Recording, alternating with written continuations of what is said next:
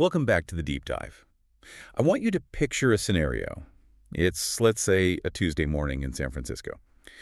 You're a seed stage founder. Mm. You've just closed a round of funding, maybe $2 million.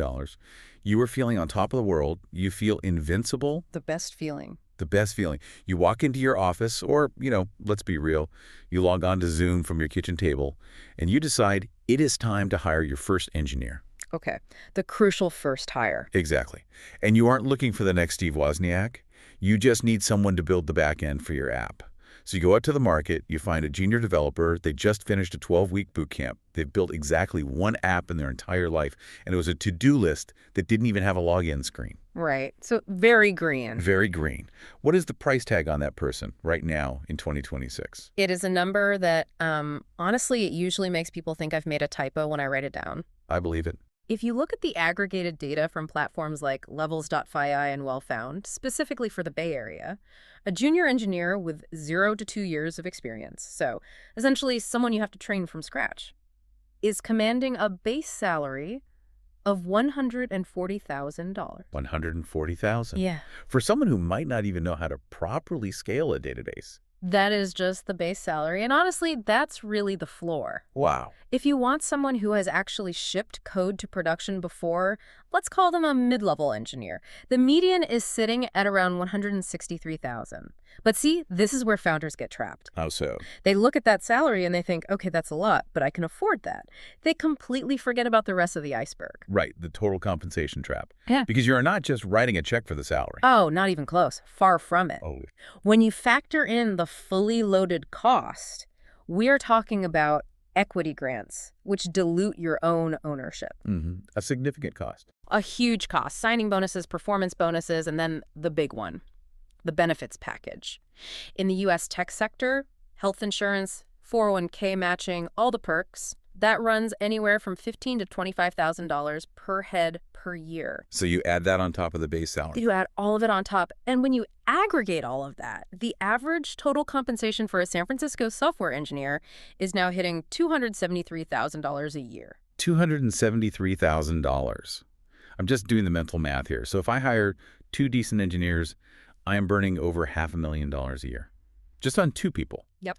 That's a quarter of my $2 million seed round gone in 12 months, and I haven't even paid for a server or run a single marketing ad yet. It is what the venture capital firms are now calling startup suicide math.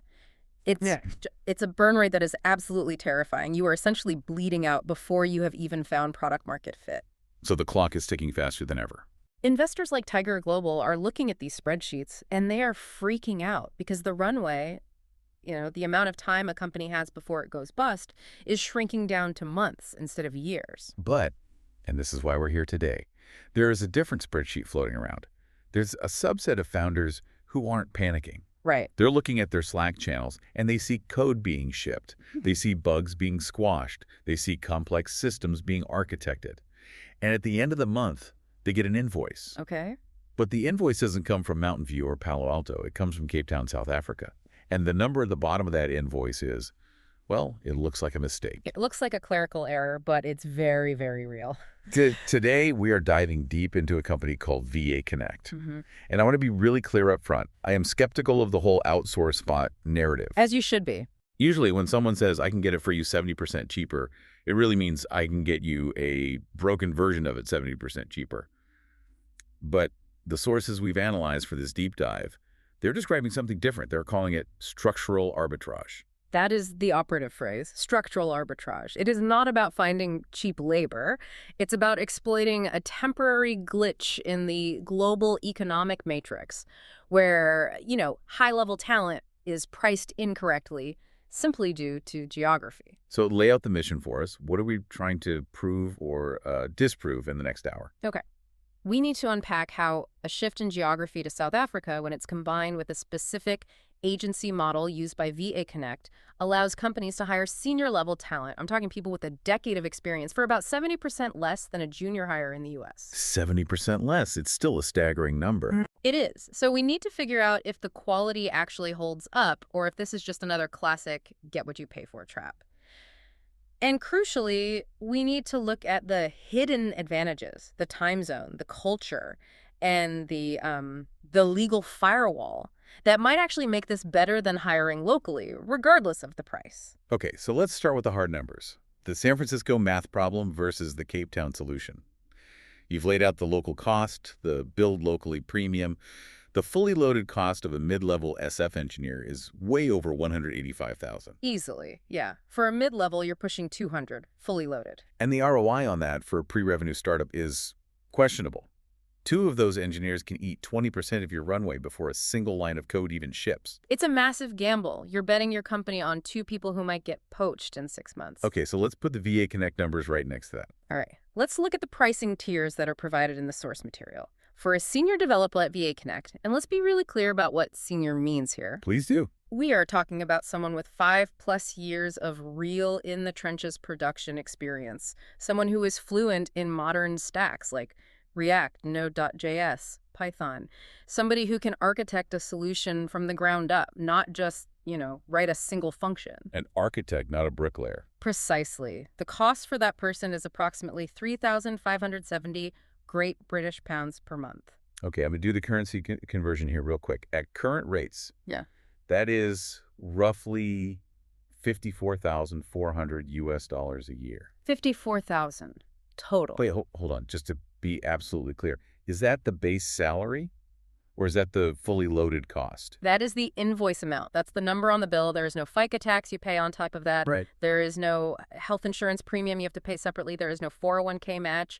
You pay $54,000 and you have a senior engineer. Full stop. So just to frame this for everyone listening, I can hire a senior engineer in Cape Town for $54,000, or I can hire a junior engineer in San Francisco for a base of $140,000 plus another 20 grand in benefits. Yes. I can literally hire 3 senior people in South Africa for less than the price of one junior person in the Bay Area. Correct. You can build an entire development team, a front-end specialist, a back-end specialist, and a QA lead for less than the cost of one unproven bootcamp grad in San Francisco. It seems too good to be true. Which brings me to the why. Why is this gap so enormous? Is it because the developers in South Africa are desperate? Are they living in poverty? Because, that feels deeply exploitative. No, and this is the most important part of the arbitrage concept to get your head around. You have to look at something called purchasing power parity. Okay, break that down. The exchange rate is currently around 18.3 Rand to the US dollar. It fluctuates, but it's been in that ballpark. In South Africa, a salary of, say, our 60,000 to our 80,000 a month, which is roughly what these figures translate to for the developer. Right. That is a very, very comfortable upper middle class income. So they are not scraping by. Not at all. That salary in Cape Town buys you a nice house with a pool, private school for your kids, and a very high quality of life. Meanwhile, in San Francisco, that $140,000 salary means you are likely sharing a 2-bedroom apartment in the Mission with 2 roommates and actively worrying about the price of burritos. That is a fascinating way to put it. So the developer in Cape Town actually feels richer and more secure than the developer in San Francisco, even though the U.S. company is paying 70% less. Exactly. That is the arbitrage. It's a win-win scenario because the cost of living and currency values are so completely disjointed. You are not underpaying them by local South African standards. You are paying a premium by local standards, which still happens to be a massive discount by U.S. standards. Everyone is happy. Okay, I accept the math. The math works. The economics make sense. Yeah. But now I have to challenge the quality because I have heard this story before. Hire a team in insert country here. It's super cheap. And then 6 months later, the code is absolute spaghetti. The app crashes every time more than 10 users log in. And you have to hire an expensive local agency to come in and rewrite everything from scratch. The classic outsourcing hangover. Exactly. Is VAConnect just a glorified, code farm? A widget factory? That is the widget factory fallacy. People tend to treat software development like manufacturing widgets. If I buy the cheap widget from Shenzhen, it breaks. But software development is about cognitive surplus. It's about problem solving, not manufacturing. The sources we have reports from global talent platforms like OfferZen and Arc. They consistently place South African developers in the absolute upper tier of the global talent pool. Why, though? What makes the ecosystem there so mature? I think a lot of people in the U.S. tech scene would be surprised to hear that. Well, you have to look at who else is there. It's not a vacuum. Amazon Web Services, AWS, has a massive presence in Cape Town. In fact, a significant portion of the original EC2 cloud infrastructure. The core of the cloud. The absolute core of the modern internet was built by engineers based in Cape Town. I had no idea. So the cloud that we all run on has South African DNA baked into it. Huge amounts of it. Okay. The tech sector there grew 16% in 2024 alone. It's booming. You also have a very, very sophisticated banking and financial sector in South Africa.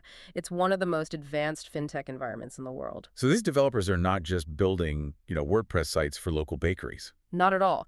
They have been refactoring complex payment pipelines, building high-frequency trading platforms, and reducing cloud latency for global corporations for years. They are battle-tested on enterprise-grade problems. There was a quote in the material we looked at from a CTO, a woman named Sarah Jennings. She's at a fintech startup. She said, and I'm quoting here, "We hired 2 VAConnect developers. Within 3 months, they'd refactored our entire payment processing pipeline and reduced our AWS costs by 40%. And that is the metric that truly matters. Right. A junior hire in San Francisco is still figuring out how to merge a branch in Git without accidentally deleting the main repository. The senior developer from VAConnect is looking at your entire infrastructure and saying, hey, you're wasting money on these servers. Let's optimize this. You are paying for architectural judgment, not just for keystrokes. Okay, so the talent tool isn't the issue. The quality is there. But let's talk about friction. Because I've worked with remote teams in other parts of the world, Eastern Europe, Southeast Asia, and the biggest killer, the thing that grinds productivity to a halt, isn't skill, it's communication. It's that constant cultural decoding tax. So lost in translation tax, yeah. Right. You say something that you think is perfectly clear and it's misinterpreted. You say this needs to be done ASAP. And in some cultures that means today, and in others it means sometime this week, whenever you get to it. Or you make a joke on Slack and it just lands with a thud. Why is South Africa different? This is one of the strongest moats or competitive advantages for VAConnect and for South Africa in general. It's an Anglophone country. English is the primary language of business, of government, of education. But it goes so much deeper than just vocabulary. It is about cultural alignment. Can you give me a concrete example of what that looks like in a day-to-day coding environment? Sure. Imagine you're in a code review session. You're looking at a pull request from your developer, and you leave a comment saying, this function looks a bit hairy, let's put a pin in it and circle back after the sprint. Classic corporate developer speak. I say that 5 times a day. Exactly. Now, if you are working with a team in a non-native English environment, they might literally try to find a picture of a pin. Or they might think you're angry that hairy is a serious insult. They have to pause, translate, and decode the idiom. Wasting time and mental energy. Right. In South Africa, they know exactly what that means. They understand the sarcasm. They understand the idiom. They get the nuance of polite pushback versus a hard no. There's a shared cultural context that erases the friction. So the friction is gone. You don't have to sanitize your speech or speak like a robot. There is zero translation layer. And when you are building complex software, communication is the work. It's the most important part of the job. If you have to explain every single instruction 3 times, you have lost all the money you saved on the hourly rate and then some. With South Africa, a comment about a race condition in the queue processor is understood immediately, with the exact same technical and cultural context you'd have with a developer in Palo Alto. That brings us to the other major friction point with remote work: time. You mentioned the follow the sun model.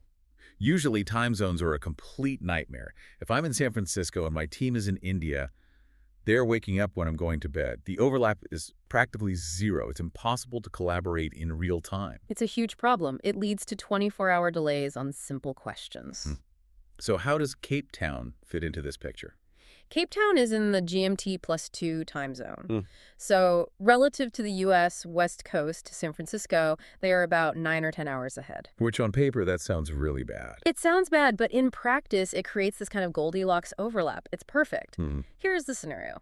The San Francisco team logs on at 9:00 a.m. Pacific time. It is 7:00 p.m. in Cape Town.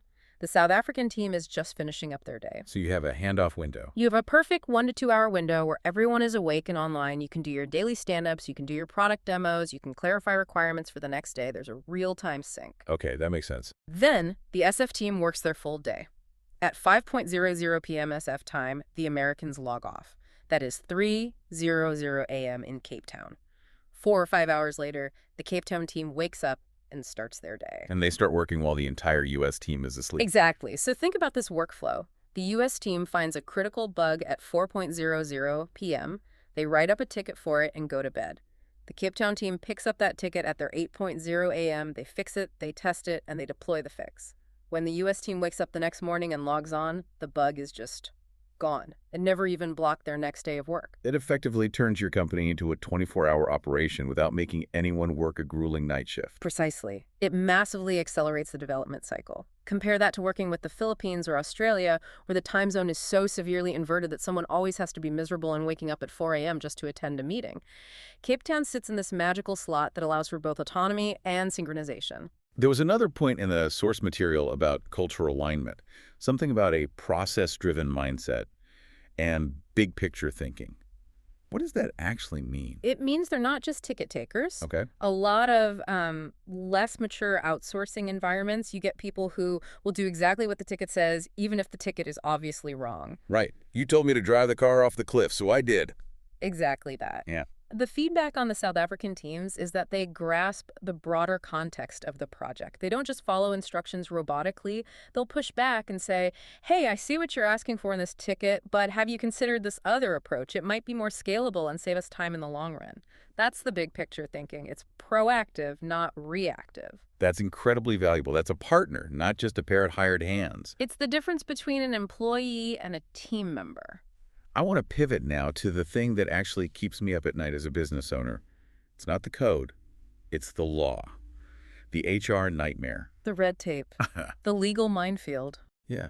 If I hire a developer directly in Cape Town, do I have to register a subsidiary in South Africa? Do I have to understand their labor laws, their tax system? Mm-hmm. And then on the flip side, if I just try to treat them as a 1099 contractor, am I going to get sued into oblivion by the state of California? We've all heard the horror stories about AB5 and the crackdown on the gig economy. This is a massive, massive risk that most founders completely underestimate until they get that dreaded letter from the IRS or the Department of Labor. It can kill a company. Oh, easily. In the U.S., the line between a contractor and an employee is incredibly thin and incredibly dangerous. If you hire a so-called contractor, but you tell them when to work, you provide them with their laptop, you integrate them into your Slack channels and your daily stand-ups, the government will look at that and say, congratulations, that's not a contractor, that's an employee, and you owe us years of back payroll taxes, unemployment insurance, and massive penalties. And the penalties are not small, are they? They are company ending. A class action lawsuit under California's PAYG, that's the Private Attorneys General Act, can cost millions of dollars. Even a simple wrongful termination suit, even if you win, can cost $75,000 just in legal fees to defend. It's a terrifying prospect for a startup with limited cash. It is. So how does VAConnect handle this? Because if they are just acting as a marketplace and introducing me to a freelancer, I'm still the one who is liable. Yeah, this is where the agency shield comes in, and it's probably the most underrated part of their value proposition. The model VAConnect uses is fundamentally different from a marketplace like Upwork or Fiverr. How so? When you engage with them, you are entering a business-to-business contract. It's a B2B agreement between your U.S. Delaware C Corp and VAConnect, the company. Okay, so I'm not hiring a person, I'm buying a service. You're buying a service just like you pay for a Salesforce subscription or an AWS bill. VAConnect is what's known as the employer of record for the developer. So the developer actually works for VAConnect. Legally, yes. VAConnect handles the South African employment contracts. They handle the tax withholding in South Africa. They handle the benefits, the paid time off. They handle any labor disputes. If the developer needs to take maternity leave, that is VAConnect's HR problem, not yours. That is a massive load off my mind. It's like leasing a car versus owning a lemon that constantly breaks down on the freeway. You just pay the monthly fee and someone else deals with all the headaches. It is an admin firewall. Your administrative overhead for that employee is effectively zero. You don't need to hire an HR director or an employment attorney to manage your remote team because the agency is the HR director. But what about performance? That's the other side of the HR coin. If I lease a car and the engine falls out, I can just return it. If I hire a developer through this model and they suck, excuse my language, but if they just aren't performing, what happens? That is the beauty of the B2B service model. If you have a direct employee in California, firing them is a legal minefield. You need months of documentation, performance improvement plans, and you're constantly living in fear of a retaliation lawsuit. Right. With VAConnect, you simply contact the agency, your single point of contact, and you say, this resource isn't meeting the agreed upon KPIs. And then what? And then VAConnect intervenes. They have a managed performance layer. They might provide additional coaching or training to the developer, or if the fit just isn't right, they might simply swap them out for a different developer from their talent pool. To you as the client, it is just a service adjustment. So you are not firing a human being in the legal sense. You are requesting a change in your service delivery. Precisely. It removes all of the emotional and legal weight of termination from the founder's shoulders. And they try to prevent that from happening in the first place with their vetting process, right? Yeah. I saw a number that was pretty shocking. It is. They claim to accept only about 15% of all applicants who apply to work with them. 15%. That is harder to get into than most Ivy League universities. It's incredibly rigorous. And they're not just doing a simple resume screen. They do technical tests, they do culture fit interviews, and they screen for specific tech stacks. They are not looking for generalists.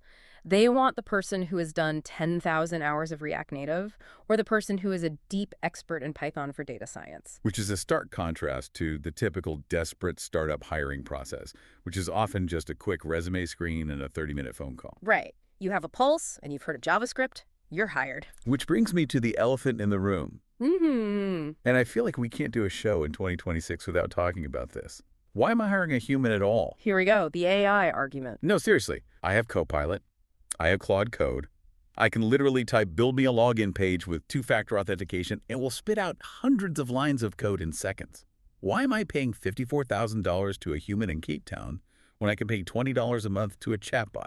This is the most common objection right now, and it's a valid question.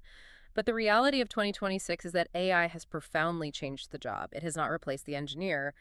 The source material refers to this as the rewrite and humanize factor. Okay, unpack that for me. Think of AI as the ultimate junior developer. It is incredibly fast, it never sleeps, it has read every line of open source code ever written, but it is also incredibly naive, it has zero judgment, it has no understanding of context. Can you give me a technical example? What does an AI mistake look like in the real world? Sure. Let's say you ask an AI to write a function that retries a failed payment to a payment gateway like Stripe. The AI might write a simple while loop that just hammers the Stripe API every millisecond until the payment succeeds. Which would probably get my API keys banned by Stripe in about 10 seconds flat. Not to mention, this is a terrible user experience. Exactly. It works in theory on a whiteboard, but in practice, it destroys your infrastructure and your relationship with your vendors. A senior human developer knows you need something called exponential backoff. You wait 1 second, then 2 seconds, then 4, then 8. They know about idempotency keys, so you don't accidentally charge the customer's credit card twice. So the AI writes the code, but it doesn't understand the system. It doesn't understand the real-world consequences. Correct. The AI hallucinates. It invents software libraries that don't actually exist. It writes code that is verbose, inefficient, and brittle. You absolutely need a senior developer, that person in Cape Town, to look at the AI's output and say, okay, this is a good first draft, but let's refactor this for security, let's add proper error handling, let's make sure this actually scales beyond 10 users. So the argument is, you are not paying the VAConnect developer for their typing speed anymore. You are paying for their filter, their judgment. You're paying for judgment. That is the key quote, the key concept. A junior developer in San Francisco, the one costing you $185K fully loaded, often doesn't have that judgment either. They're still learning, often by making costly mistakes alongside the AI. The South African senior dev has seen these systems break a dozen times before. They know what to ask the AI, and more importantly, they know how to fix what the AI gives them. So it's not man versus machine. It's senior human plus machine versus a junior human. And in that contest, the senior human plus machine team wins every single time on efficiency, on quality, and on the robustness of the final product. Let's talk about the company itself for a minute, VAConnect.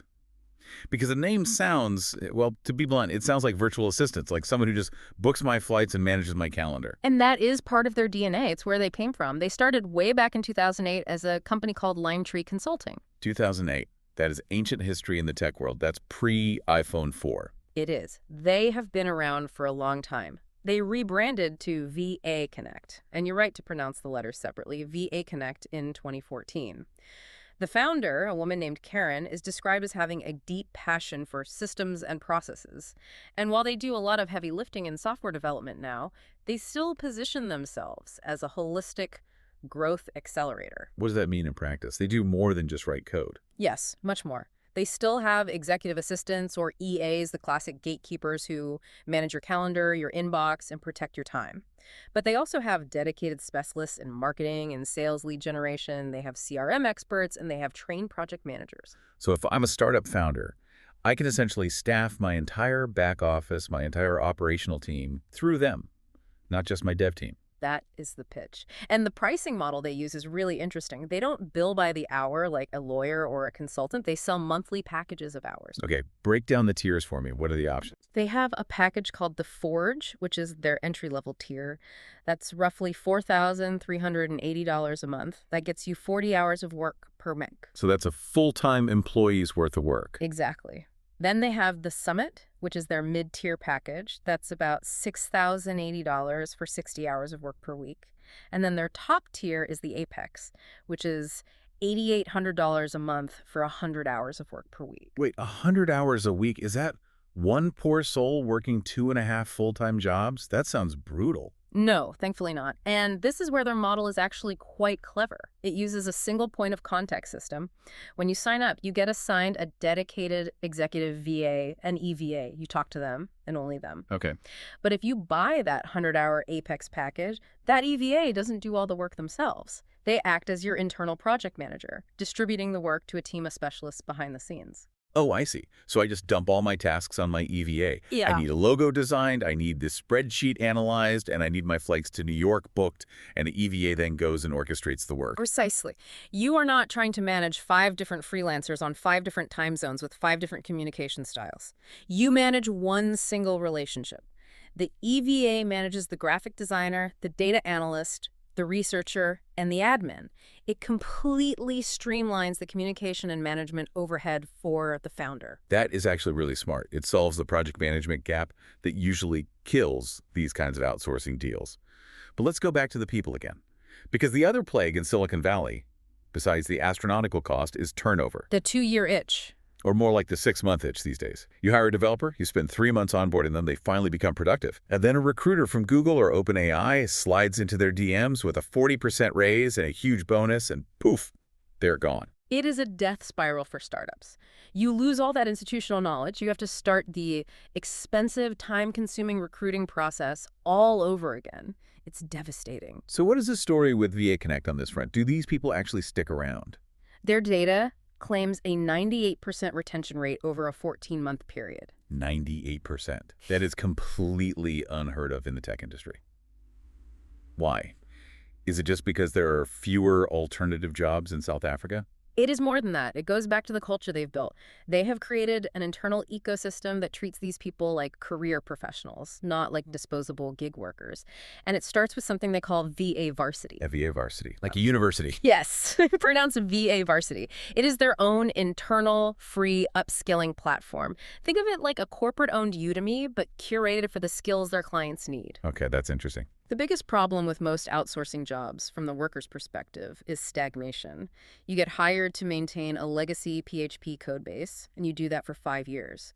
Meanwhile, the rest of the world moves on to React and AI and Web3. Your skills become obsolete. You get pigeonholed. Exactly. VA Varsity offers free courses to all their staff to keep them on the absolute bleeding edge of technology. So they're not just maintaining their skills, they're actively improving them. So they are getting a good salary, and they are also getting a free, continuous education. Which is a massive, massive retention hook. If I'm a developer and I leave VAConnect, I lose access to the very training that is making me more valuable in the market. It creates incredible loyalty. It makes them feel like the company's invested in their long-term growth, not just their output this week. Then they have another program called Atomic Energy. That sounds explosive. It is their corporate wellness program, but it is specifically tailored for the challenges of remote work. They have physical and mental mobility coaches. They offer diet and exercise support. They focus on preventing burnout. Why does an agency care if their developer does push-ups? Because remote work can be incredibly isolating. It can lead to severe burnout if it's not managed properly.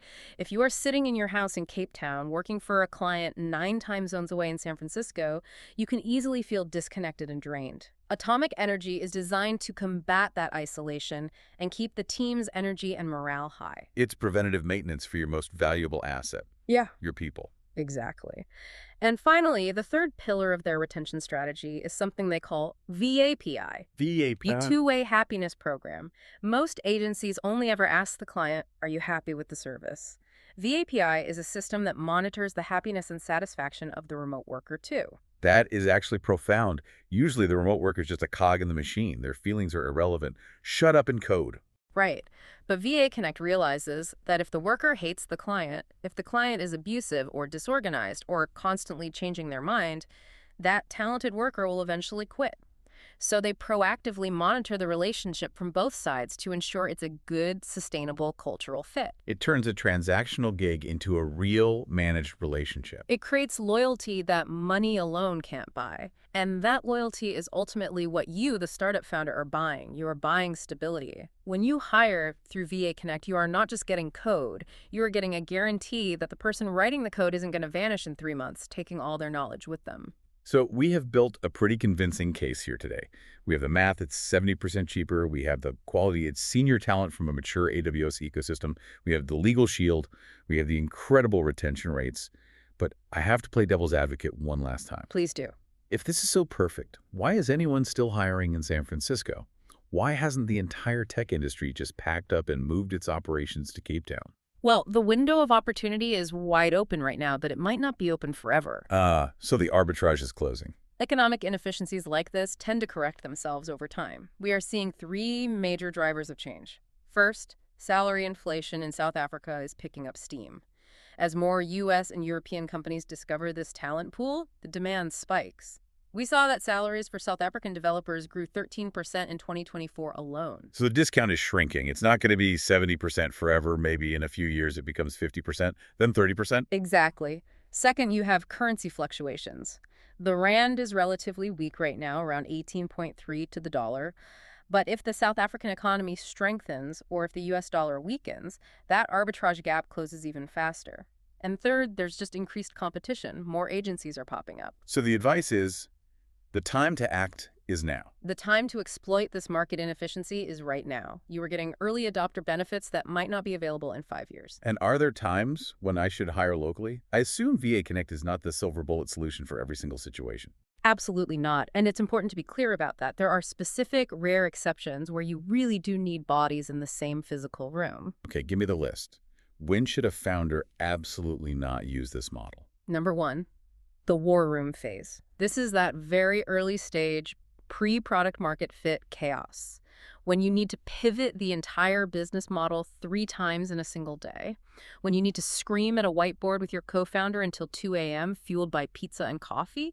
That kind of high bandwidth, chaotic physical energy is very hard to replicate over Zoom. Okay, fair enough.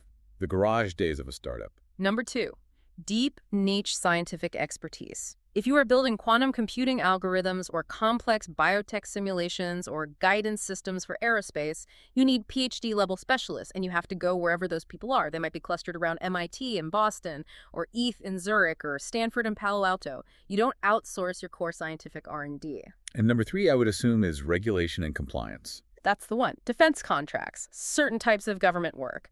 Strict data sovereignty laws like GDPR in some contexts. If you are handling classified U.S. government data, for example, you often legally cannot have a non-U.S. citizen touching the codebase. So don't hire VAConnect to build a control system for the next fighter jet.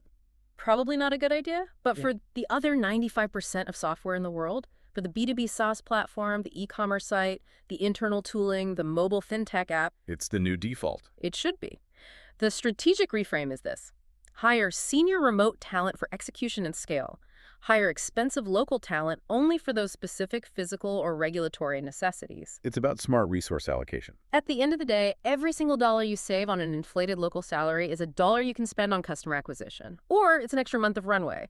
In a startup, time is the only resource you can never, ever get back.